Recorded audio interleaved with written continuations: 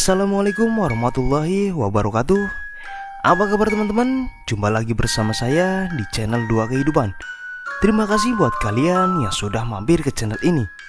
Bagi kalian belum subscribe, jangan lupa untuk subscribe dulu channel ini.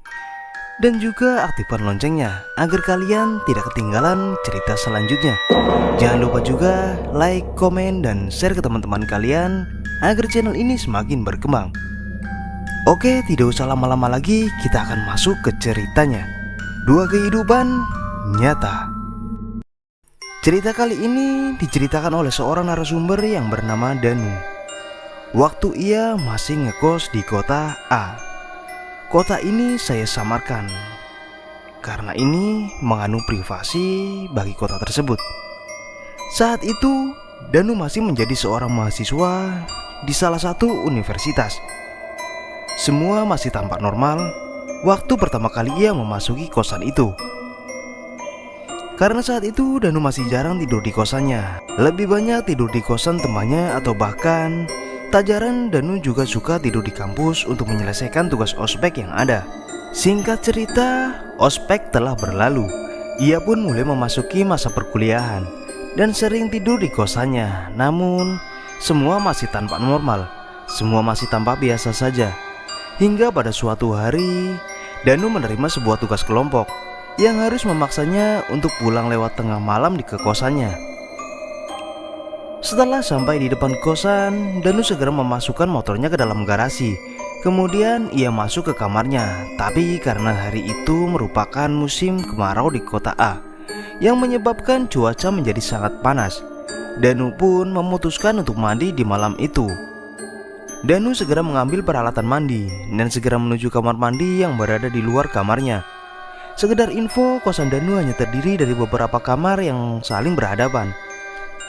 Dan letaknya kamar mandi ada dua di posisi paling ujung. Jadi siapapun yang mandi akan terdengar di kamar mandi sebelahnya.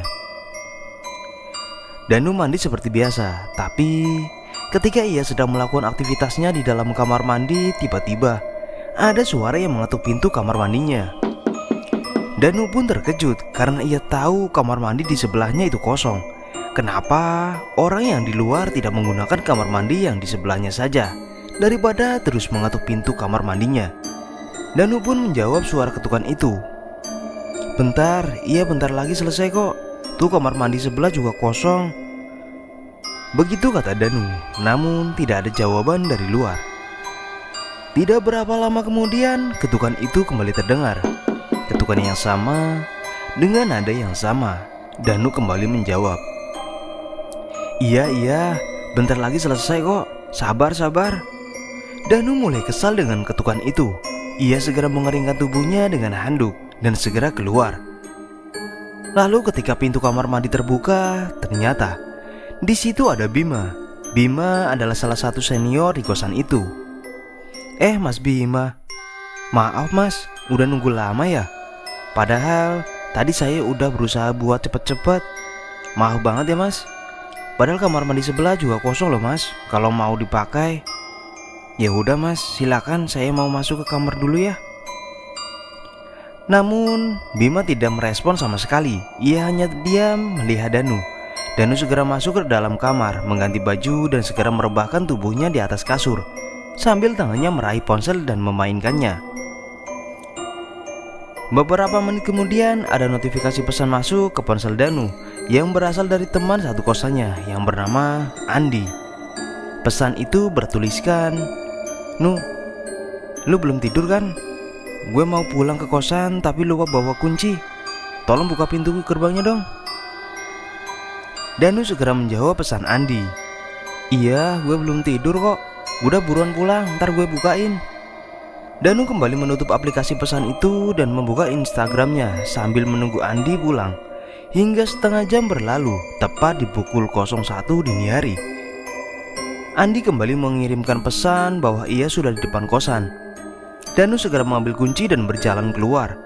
Danu membuka pintu gerbang dan membiarkan Andi masuk, lalu kembali mengunci pintu gerbang tersebut. Lalu setelah mereka sudah berada di ruang tamu, Andi bertanya kepada Danu, "Nu, lo tahu nggak, kamar Mas Bima udah seminggu nggak dikunci loh." Dan dia juga nggak ada di dalam kamarnya. Tapi barang-barangnya masih utuh. Kemana ya Mas Bima kira-kira? Tanya Andi. Danu tersentak kaget karena belum lama ia bertemu dengan Bima di depan kamar mandi. Ah, jangan bercanda Dendi. Orang tadi gue baru ketemu kok di depan kamar mandi. Dia ada kok tadi. Andi terlihat bingung karena baru tadi sore teman-temannya bercerita tentang Bima yang sudah seminggu tak terlihat. Sedangkan Danu hanya tertawa. Ia merasa lucu melihat wajah Andi yang seperti orang linglung. Hingga akhirnya mereka berpisah dan masuk ke dalam kamar mereka masing-masing. 3 hari setelah kejadian itu, Danu mulai melupakan apa yang sudah diceritakan oleh Andi. Dani berpikir itu hanya gosip yang disebarkan oleh teman-temannya di kosannya.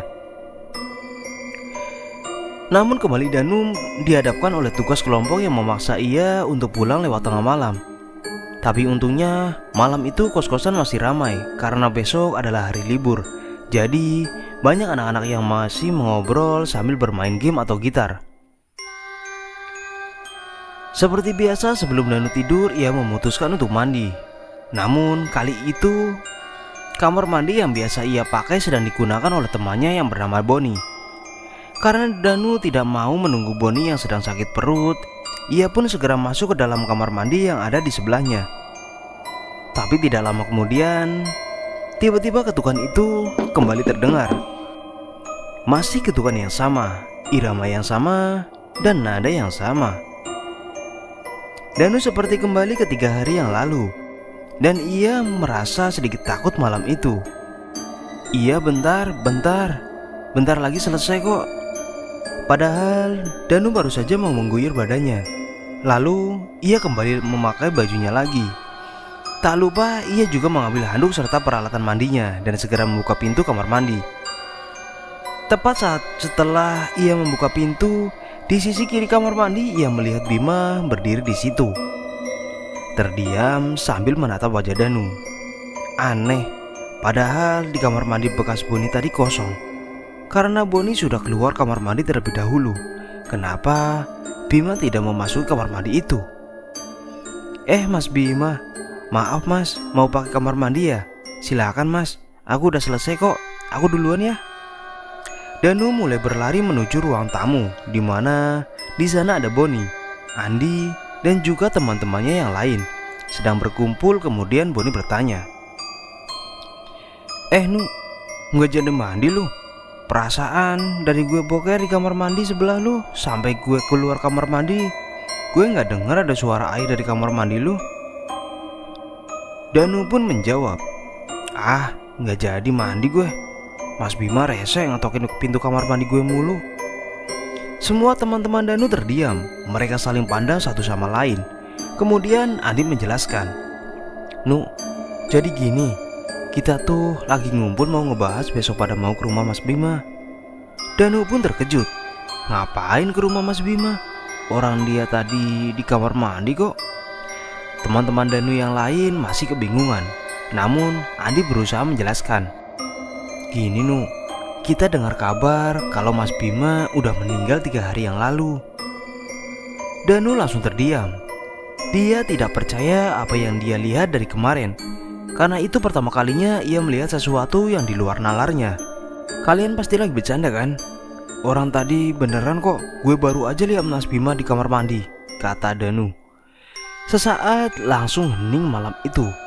Tidak ada suara apapun yang keluar dari mulut mereka, hanya detik jarum jam yang terus terdengar. Ya udah gini deh, mending sekarang kita tidur. Besok kita ke rumah Mas Bima, sekalian kita hadiri acara tahlilan 3 harinya, kata Dani menenangkan. Danu masih tidak percaya dan masih mengira bahwa berita itu bohong. Namun ketika ia melihat foto di grup yang dimana ada foto Bima di share dan ada berita duka cita atas nama Bima, langsung lemas sekujur tubuh Danu saat itu. Ia tidak bisa berkata apapun. Dan hingga hari ini, setelah beberapa tahun Danu kuliah, sosok malam itu masih menjadi misteri. Entah sosok itu ingin bermampitan kepada Danu atau masih ada urusan yang belum terselesaikan. Sekian dan terima kasih buat teman-teman yang sudah mendengarkan cerita ini. Kita akan kembali lagi di video berikutnya. Salam dua kehidupan nyata.